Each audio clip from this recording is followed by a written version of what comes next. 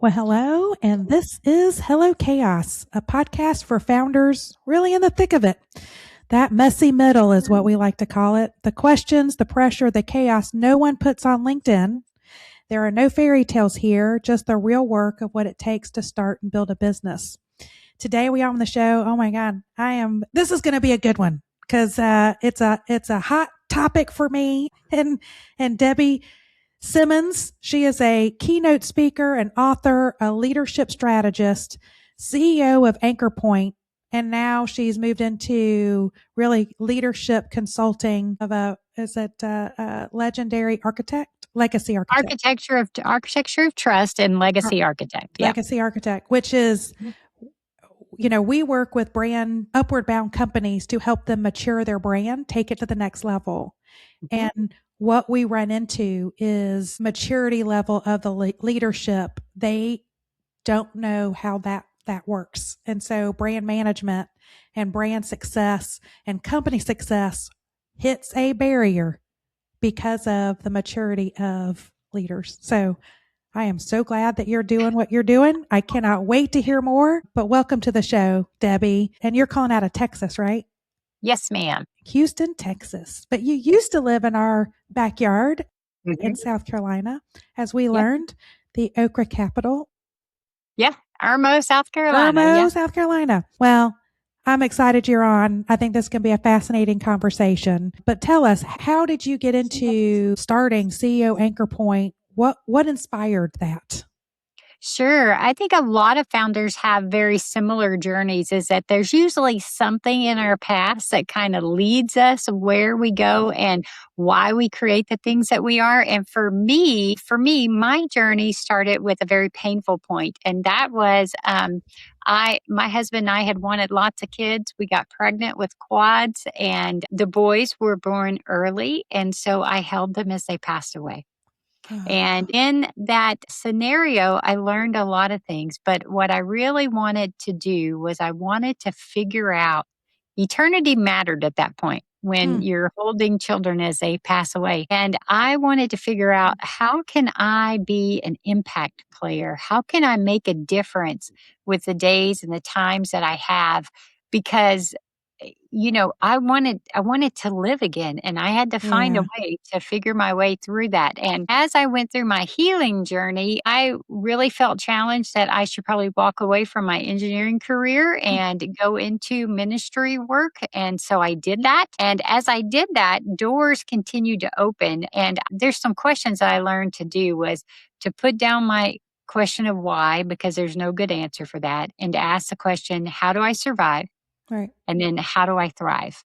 And so those became my questions. Grief process was survival, right? And then thriving was as I began to feel like, okay, I can do this. Now, what I was challenged to do was to start a nonprofit. And I don't have any clue. I have no clue what I'm doing. And I have a feeling that most people who found things don't have a clue of what they're doing. And especially nonprofits. So a lot of people we hear from executives of founders of nonprofit, they're like, it's because it's a cause, it's a mission, and it's great, but it's still running a business. It just happens to be a different tax structure that you're under, but it's still, you've got to deal with all the same steps and framework and structure of running a business. Yeah, well, I actually tell business owners, running a nonprofit is actually, in my mind, harder because I have to not only run a business, I have to convince the people that support the business, that give me the money to run it. I have to convince them that I'm worth giving to when they get nothing in return. So I don't have a widget to sell or a service to sell them. I have to lay out a vision. Yeah. And a cause for them to be part of. And so, most of us, when we start this stuff, did it like I do. I got started by carrying far more weight than was healthy and pretending it was fine, right? Doing everything. And I built this multi-million-dollar organization from scratch, led the teams, served families, and quietly built a system that depended entirely on my strength. My body eventually shut down. And it was like, okay, when that collapse happens, then that was the beginning of me learning that, I can't control everything with control or hustle or Right. urgency, which is what we do as founders. And it pushed me to really understand why high capacity leaders, which a lot of founders are, Mm. burn out, Yep. and how trust, stress, and structure shape every decision we make. And that It's became the architecture of trust work that we talk about, yeah. that we want to talk about more. And it's because, when we lead as individuals, as long as we can show up 100%, Mhm. it's great. Yeah. But when we can't, and it's not physically possible for us to do it all the time, Right. but when we can't, then the question becomes, what are we trusting? Mm. And do we have the systems? Do we have the process there that can continue on, even though I, the founder, can't be 100% right now? Right. And not just this, but also the team Yeah. to lead Hmm. it. Yeah, Yeah. that's such a key. Like we see that all the time. I mean, like I see it, I hear it from other founders. I see it in businesses that we work with. I think founders, we are the most, we become the most self-aware. It doesn't happen right away. It's usually when you hit a wall, right? Yes. You hit the market, like everyone kind of comes out and I think most of the times we accelerate, pretty quickly. And then all of a sudden it's like either like we say new level, new devil, right? Either the market has now steadied, I've grown as much as I can. And then it's like, what happened? Where'd everything go? Or people management, like I got to hire people, you got to figure out how to scale, but it becomes like new level, new devil. But a lot of founders, we struggle with letting go. We struggle with Hmm. delegation. And until you really either burn out or you're not seeing the sales, you're not seeing the company grow, it forces you to do a self reflection, right? Hmm. And go, what's happening? And so I can always tell founders who are at the beginning of their journey versus ones that are really in the messy middle and have been in the messy middle for maybe a decade. Sure. But the successful ones are ones that have leaped over because they've recognized the healing. How do I build trust? How do I let go? How do I create structure? And how do I mature my own leadership team and build my Hmm. bench? Hmm. Yeah. Like it's, So like I I said, like, we're very self aware. yeah. And I like to say, founders, we don't burn out because we're incapable. We Right. burn out because life got bigger, but our structure didn't. Yeah. Okay. So we can figure these things out and it's all diagnosable. And that's what's really cool if, one of your listeners is a newer person, Mm. is you can start working on this now. Right. You just have to stop and think. And when we're founding something starting out, you're hustling so much that you miss some of these indicators. And I go, look, I had to have a life altering injury and an immune system Mm-hmm. breakdown and 5 years of repair in my life. Learn from what I did. Right. Okay. It'll be much easier for you, Right. from that standpoint. Don't do it the way I did it. You Right. can do this and do it better. No, yeah. And it's funny how we always talk about like as a leader, you need to monitor your team to go, when things are great and all things like it's running, there's no friction, there's no adversity. You, people are great, but when they are put under any kind of adversity or pressure or any kind of friction is when people start revealing themselves. But also that's how you need to self-reflect in the mirror to go, it's time you need to reveal yourself to yourself. Yeah. And so You need to look you in that pretty, mirror. yeah, but you interesting that you almost defined architecture of trust by verbatim, is that, we Oh, all trust something. yeah. Okay. And it always shows up under stress, Yeah. under pressure. Okay. And so generally, we don't have a people problem. We generally have a structure problem. Okay. And so, then the question is, I go, okay, what's showing up under pressure? And when I see what's showing up under pressure, I'm going, okay, what systems, and systems can include people, need to change in order for me to not respond that way? Right. So, so I think about like there's some common things. This is why it's so good for someone starting out is what I call your trust defaults. And Mm. our trust defaults are generally over functioning, Mm-hmm. control, silence, urgency, or outcome dependence is dependent on me. Mm. Okay. That's generally what we fall in, one of those things. So, all we have to do to begin to get better is get awareness because once you know, you can't unknow. Right. Right. And Right. so for you and I, all we need to do is stop and think about the last time the pressure went up on us. Mm-hmm. What did we do? Which one of those did we default to? Yeah. Okay. And if we can name that, then we can go, okay, do I like that? And the funny thing, the terrible and funny thing is that a lot of those things, control, hustle, urgency, and stuff like that, the world celebrates a success. Mm-hmm. But we know ultimately, done over a long, long time, will break us. It'll burn us Yeah. out. It'll Yeah. do all those things, right? And so, what the world might be telling you success is not going to work long term. So, and what those things are, those are actually our survival mechanisms that we learned as we grew up. Yeah. Okay. And so, if I go, oh, okay. When the pressure goes up for me, I begin to act urgently. Yeah. I start hustling more, working, doing this, making sure nothing falls through the cracks and stuff like that. If I look busy, if I just like Yeah, go into that's panic mode. fine. Yeah. Yeah, it's fine for a moment, but it won't work long term.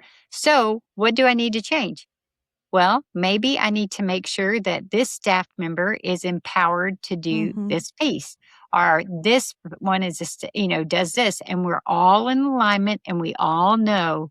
And Yeah. just little tweaks, okay? A little tweak in your system, then continue on. Guess what? The pressure is going to go up again. And let's Right. see if the system behaves differently. And if the system behaves differently, that's great. Did it do exactly what we wanted or do we need to tweak it some more? Right. So all of these are just now, it's not an emotional game. It's just a data point, Right. which It's is information. wonderful. I feel like Right. we live in this as our team. I think we're really good at pivoting some of that information kind of on the fly because we're dealing with companies where we're trying to move their business forward.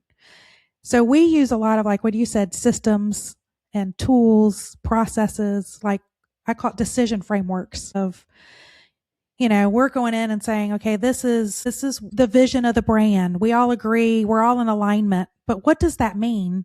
How does that influence our decision making to make those vision, those growth goals, and you look at it as the company or your personal, right? What has to change? Can't just preference is not, subjective preference no longer Sure. can be used. So you've got to create some kind of decision framework that all has to be aligned so that you're also building, so that you can empower people, but you're empowering people with clear boundaries.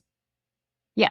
Yeah. Yeah. So I like to say, it really comes down to kind of three things: decision clarity, leadership alignment, and structural systems. Yeah. We work with Okay. companies that have none of those three. Yeah. And I mean, a fun question, because a lot of times in those situations, it starts with the leaders, right? And That's right. literally, if you would ask the leader, the key leader, if I ask your top leaders what your top three priorities are, would they all be the same? Yeah. And the answer is no. No. That's right. When we are on board a client, before we do what we call a brand therapy workshop, which is really uncovering kind of where the friction is, where the company wants to go, but also then we try to uncover what's happening. Is it a people problem? Is it a process problem? Is it a system problem? Is it a leadership problem? And find that. But that's the number one. Like, if I send homework out to 10 people, I get 10 different answers. Right. Every time.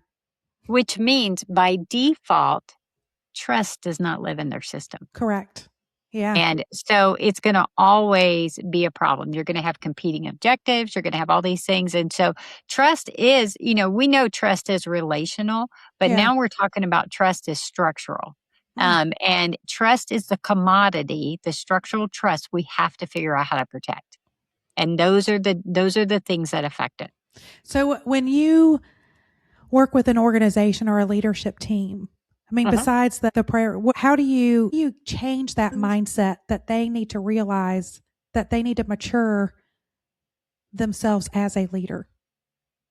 Yeah. Okay. Yeah. Well, I mean, the one thing is if you just simply get a leader to be able to identify what their trust default is under pressure. Mm. Okay. What do you do when the pressure goes up? And, if they really But kind you of, asked them of like the one of the five, right? yeah, yeah. If Everybody you fits just, in the one of the five. yes. And we all kind of do those things. Okay. If you ask them that and then they kind of struggle with an answer, then you can always go, if it's okay with you, I'm going to ask your staff what you do. Okay. Because the truth is, the leader's default mechanism drifts down into the organization. Yeah. And so if I operate with control, then decisions get shrinked and I become the bottleneck. And I guarantee you that's the way other people act in the organization. And we don't want to delegate out, things like that. So if I can get them to begin to see, and the question is, when you fall into one of those things and you behave a certain way, do you like it? Right. Is it working for you? Right. And the truthful answer is sometimes it works for a little while, but Right. then I'll ask questions like, okay, in 10 years or even 12 months, in 12 months, if nothing changes, what will be the cost to you Right. and to your organization? Right. And if you truly think about that, when I train people, they'll say things like, oh my God, I'm going to burn out. Right. I'm going to die. And Or I'm like, no joke. And right. I'm like, so does this work for you? Or my best people are going to leave. And I'm Right. going, okay, you're a CEO, your best people leave. One makes 50,000. It's going to cost you 100,000 to replace them. If like double that. Yeah, I'm like, think about this, and so if we could make certain changes that didn't require you to fall in the default, wouldn't that be good? Right. And so I think it's, most CEOs operate on dollars, right? And speed. And what they need to understand is that these defaults slow down their speed. Hmm. And so if it's slowing down their speed for accomplishing the objectives as they want, then it's costing them dollars. They're already paying for this trust tax, I like to call it. Now the question is, do they want to figure out how to minimize it, right? Right. Because we have to work hard to protect trust in the organization or alignment drifts. And when it drifts, then we have a problem. So, but I think, for these young founders and stuff like that may be listening, these newbies out there, I mean, this is when you don't have a bunch of people reporting to you, this is a great way to figure out how to set yourself up for success, is to look at what do I do with me and how does it affect me internally, externally? How is it affecting my family? Yeah. And let me begin to make changes now so that as I begin to bring people on, He grows we so have much faster. Yeah. and we have a much healthier environment, right? And we're gonna, and maybe there's some healing work I need to do too, right? Yeah. I needed to control because I lost my boys and Yeah. I couldn't control that, right? So in my life, I want to control everything if I can get my hands on it. And fortunately, God gave me 9 adopted children that taught me I controlled nothing. Oh So my gosh. that's how I got past that. 9 adopted? That's amazing. Yeah, Good for yeah. you. What are the ages? Just curious.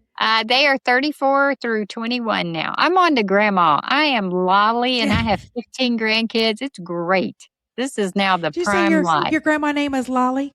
Yes, and my husband is Pops. So we go to Lollipop's house. That's cute. Yeah. Did you make that or and set that, or did that come, those nicknames come from the kids? Well, actually, one of my children married a young lady who had a little girl, and she was 7. And so she and I sat down and came up with a plan for what my name would be while they were dating. And she would come up with, how about grandma? I'm like, that's boring. Yeah. Let's do something cool. So we had this whole decision tree process that we landed on to get there, but she helped me do it. Oh, that's cute. I love that. So, I mean, you talked about delegation and control, but so that's the number one thing that we hear from founders, but also just leadership in general, because some have just been taught, right? You get into like a COO, just you adapt the habits that you either observed or what has made you successful. But really, most founders do struggle with letting go of control as they scale.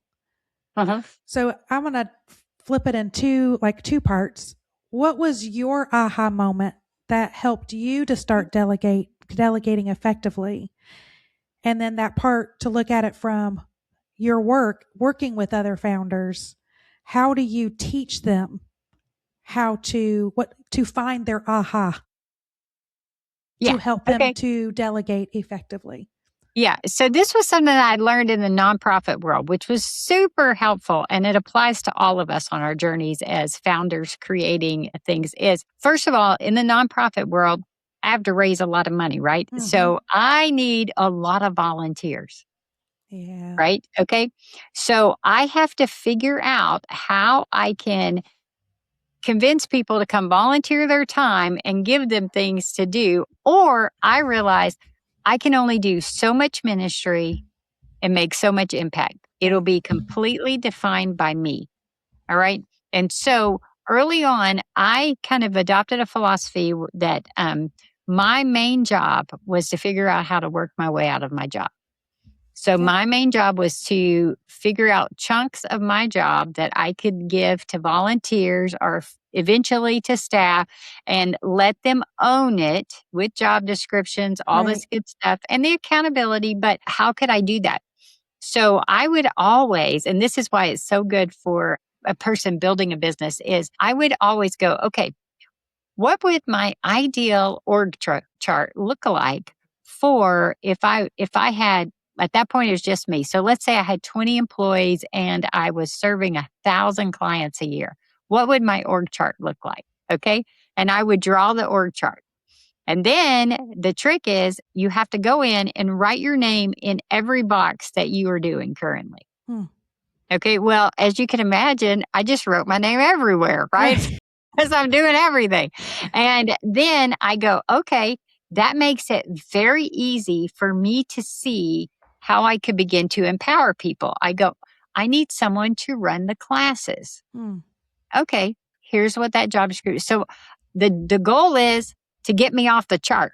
Okay, because here's the deal. We always worry about whether there is going to be something for us to do. So a lot of times we don't delegate because we're worried that we may not have as much impact or have things to do. But the truth of the matter is there is always more to do and there's always more to conquer and there's expansion and doing all these things.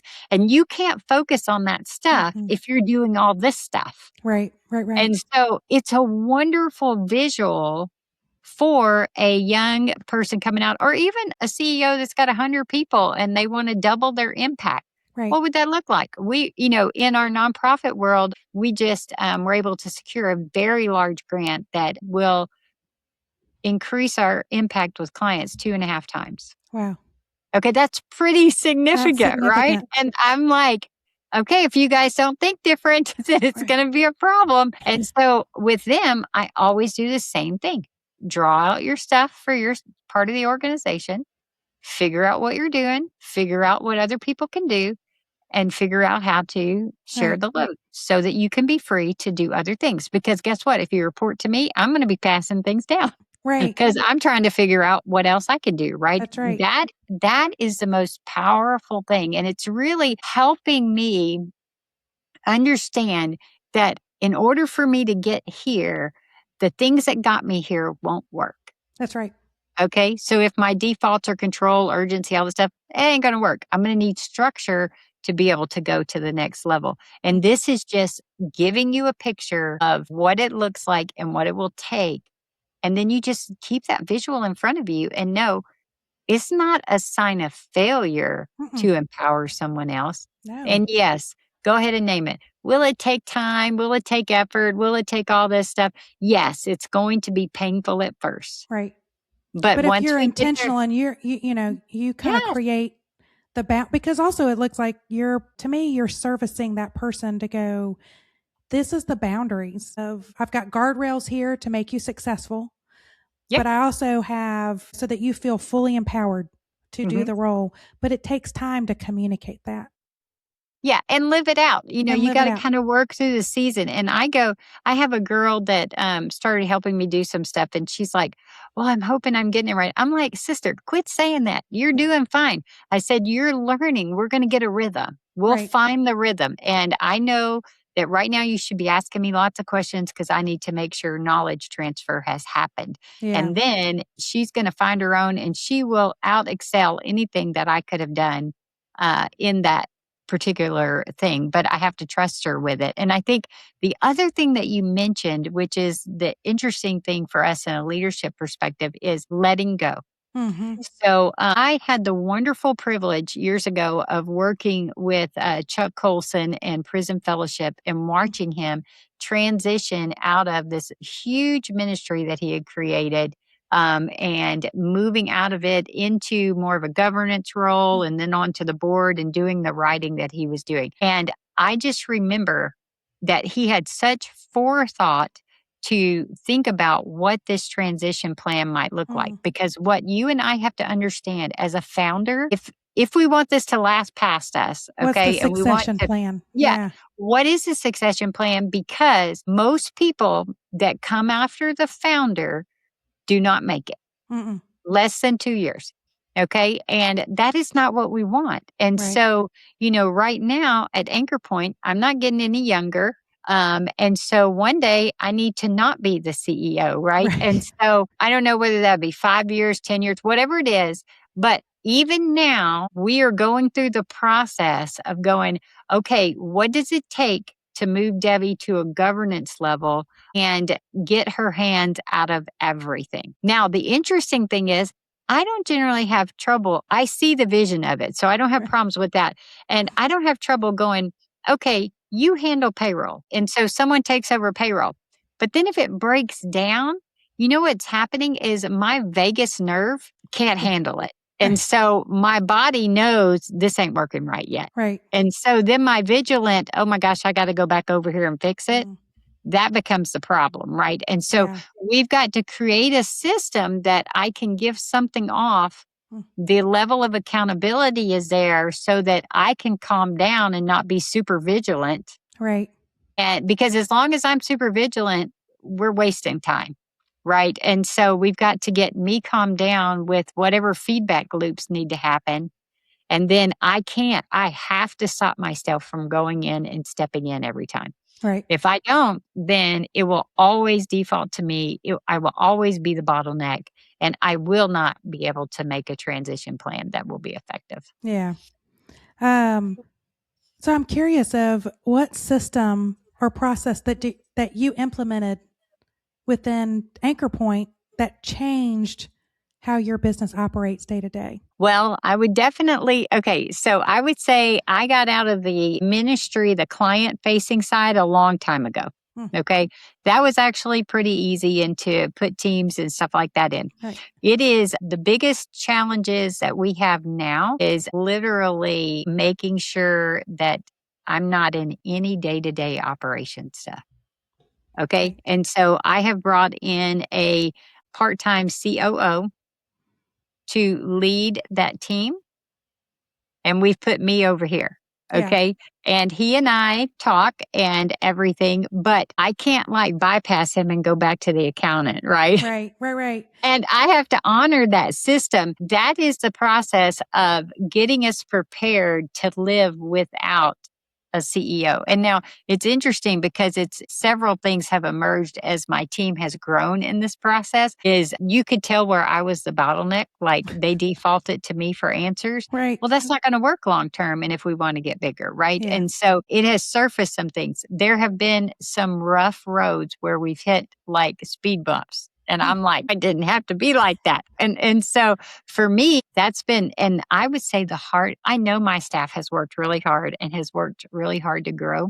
But you know what? The bigger growth has had to be in me, Hmm. in the Yeah. willingness to let go and to trust that I don't have to be the answer for the system Yeah. and that the structure can hold. It's And that's what we're testing, right? that's And right. so And we test it all the time. yeah. And so guess what? Some days it works really well. Some days I'm talking to that COO and I'm going, we need to adjust this a little bit Right. because Well, I because can't it's stand it. every time you kind of, you hit friction, you try to smooth it Yeah. out. It's always going to reveal different Yes, things. and Yeah. yeah, and so that's why I think it's fun for us to think of this as this is really a journey we're on. That's right. And we wanna incrementally keep getting better so that we can grow and expand, make more impact, make more money, whatever it is that Right. our desire is. And if we can do that, we will be successful at that. If not, we'll be limited by our capacity. Yeah. Oh, that's good. So, what's been the most rewarding part for you? Well, in a ministry world, I love lives impacted, right? Mm. Lives changed for eternity. And to see, kiddos that are here that are now taller than me because we've been around 15 years. And I'm like, wow, you were here at the beginning. And then the thing I'm most excited about is the fact that we're going to figure it out, but we're going to figure out how to Mm. make this last without depending That's 100% on me. And we're doing great with that. And my team has risen to the occasion and they are doing good work and stretching and growing themselves. And I couldn't be happier with the hard work that they Yeah. are It's doing. fun to see the aha moments go Mhm, off into individuals mhm. and feeling more confident Yeah, and prideful in themselves and their work. Is yeah. it is uh I mean, I think that's the most rewarding part of our work Yeah, and so when you see that. you and I have to learn to ask good questions, when they come to you with like, "Well, what are you gonna do with this and that?" And I'm going, "Well, What would you do? what would you do?" They made a video of common statements that Debbie says. They were joking around and they were like, "Is that the question you should be asking?" Or what what is the question you should be asking? I'm like, "Okay, that's good though, because if I don't do that, then they won't think." We always let the other person do the hard work, right? And I'm Yeah. like, "No, no, no, no, no, you think. Don't make me think." So what have you done? I know nonprofit stressful, this founder journey as you scaled and learn more about yourself, but also and then shifting that into how do you develop leaders, overcome. How do you handle stress? And is there a routine? Is there what's your out expression? Well, I already told you under pressure, it's control. So I've had to really learn that. But the truth be told is that, 5 years ago when I shut the truck door on my leg and got Oh, that injury that I couldn't heal and ended up with immune breakdown. And it took oof. me a year to get it healed and 5 years to figure out how to get my health back to where it needed to be. That just stopped me to say, it should have killed me. So, do you want to be Mm, here long term? And if you want to be here long term and you want to be making an impact, then you, Debbie Simmons, have got to figure out how to change and take care of yourself. yeah. Because if you don't do this, then it is literally gonna kill you, Yeah. your life, the way your life is, because I did not realize obviously, most founder people run at very high levels. You tack on 9 children to that, you tack on big I can't even ministry, you imagine. tack on anybody that looked at my life would go, "Yes, you have stress," and I was sitting there going, it's a pretty good day. It's a 3 out of 10." And they're all going, "How can you not be a 10?" And the problem was I had lived so long that way that I didn't even realize there was a You problem. normalized everything. Yeah. I, Yeah. I mean, when we figured out how to get my body to calm down, I was like, is this what it really feels like? I feel like I need to sleep for 6 months. I'm like, I don't know how to operate like this. Right. And so I had to learn how to listen to my body tell me what it needed. And Mm, I needed to make adjustments to make it happen. So did it alter the way I eat? Yes. Did it mean I do supplements? Yes.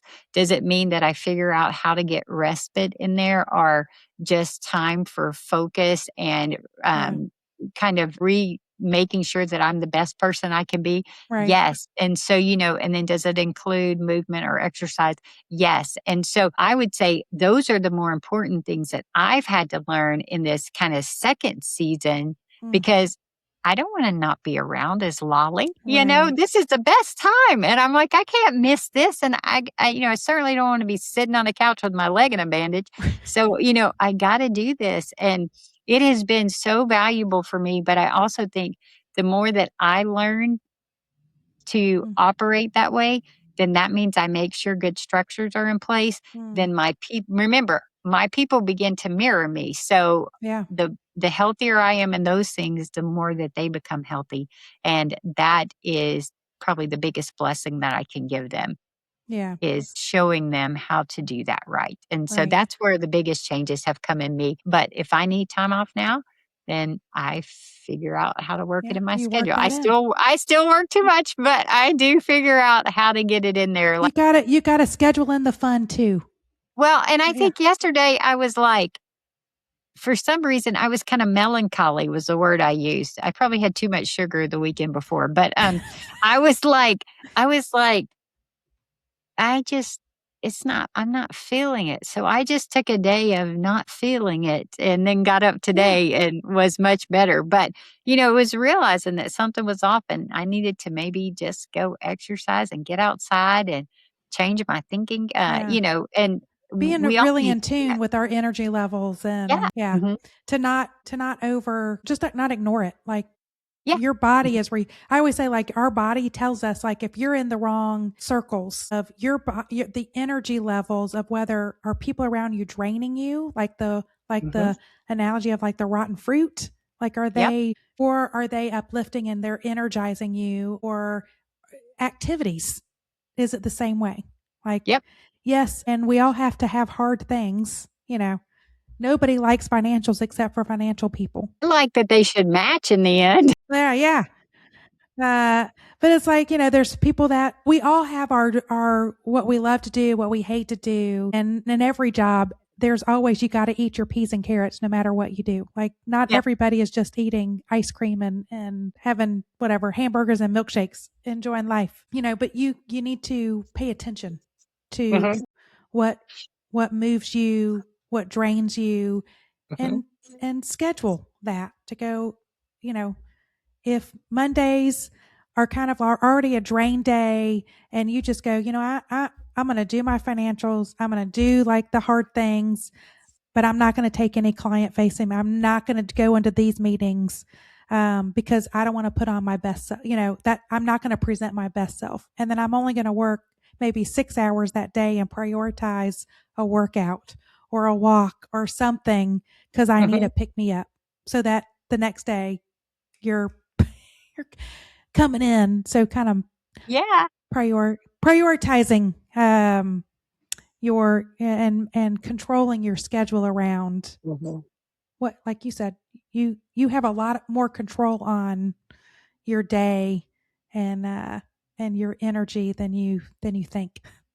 Yeah. You just gotta be you just really what I find is we've gotta be really intentional. Yeah. And, a lot of us like to throw around discipline as a bad word, Yeah, but that's a great being word. disciplined to do the right things. Like I know for a fact if I don't do my energy drink and this drink and everything the night before, I am gonna struggle in the morning getting up.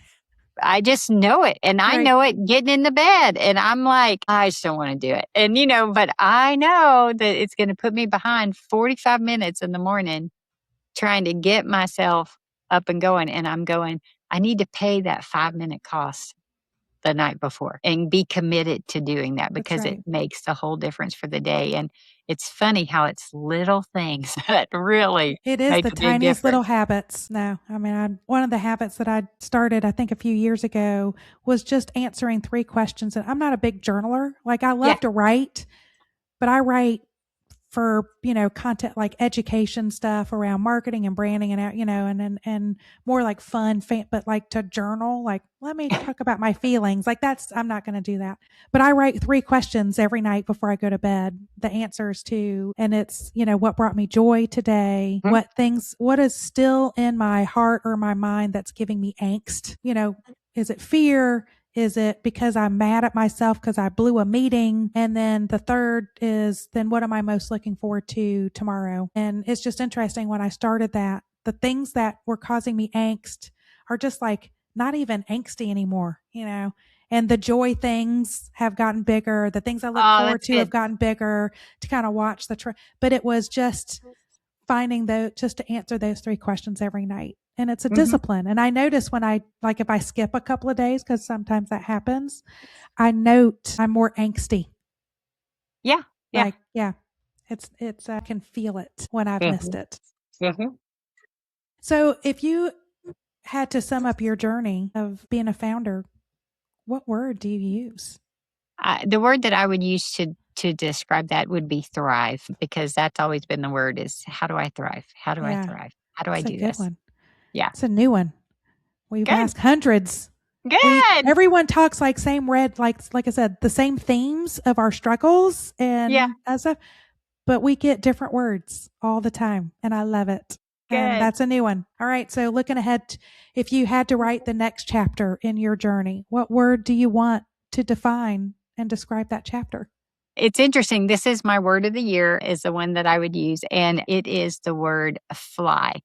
And it's funny Ooh. because I wanted the word soar and I got fly. But when you think, for me, when you think about the caterpillar becoming a butterfly, Yeah. and the fact that if someone intervenes for them, then it will cripple them.